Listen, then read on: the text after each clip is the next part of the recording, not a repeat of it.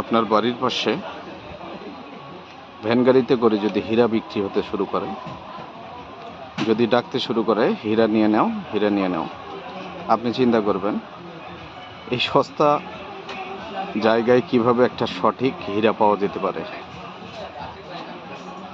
এই হীরা ভেজাল, এর মধ্যে কোনো ধাপ্পাবাজি আছে। ঠিক ওই হীরাটাই যদি কোনো শপিং মলে খুব দামি জায়গাতে সাজিয়ে গুছিয়ে রাখা হয় এবং সেখান থেকে কিনতে যান, কেনার আগে আপনি শতবার ভাববেন যে হীরাটা 100% পিওর হবে। কিন্তু কখনো কি ওইখানে পরখ করে দেখতে পারবেন যে হীরাটা ভেজাল মুক্ত না ভেজাল যুক্ত?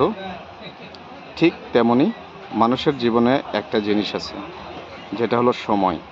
সেটা হলো হীরার মতো মূল্যবান। আপনার একটা পছন্দের শার্ট যদি কেউ নষ্ট করে, তাহলে আপনি তার উপরে রেগে যাবেন।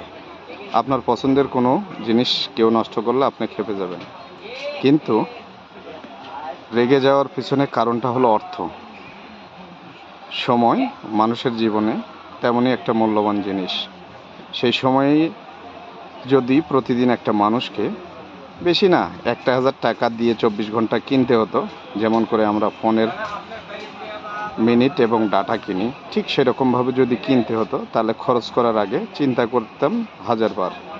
শুধু আমি না, পৃথিবীর সকল মানুষ যদি চিন্তা করে যে সময় কিনতে হবে, তবে একজন আরেকজনকে সময় দেওয়ার আগে শতবার ভাববে। নিজের জন্য যেটুকু প্রয়োজন সেটুকুই ব্যবহার করবে। এর বাইরে মনে হয় না শতকরা কিছু মানুষ ছাড়া বাকি কেউ নিজের অর্থ ব্যয় করে নিজের সময় অন্যকে দেবে। কিন্তু আমাদের বাস্তব জীবনে কি ঘটে? দোস্ত কোথায়? অমুক জায়গায়, আয় চলে আয়। তোর সময়ের সাথে সাথে আমার সময়গুলোকেও নষ্ট করি। যদি এই সময়ের মূল্য বুঝতে পারি, তবেই হব সঠিক মানুষ।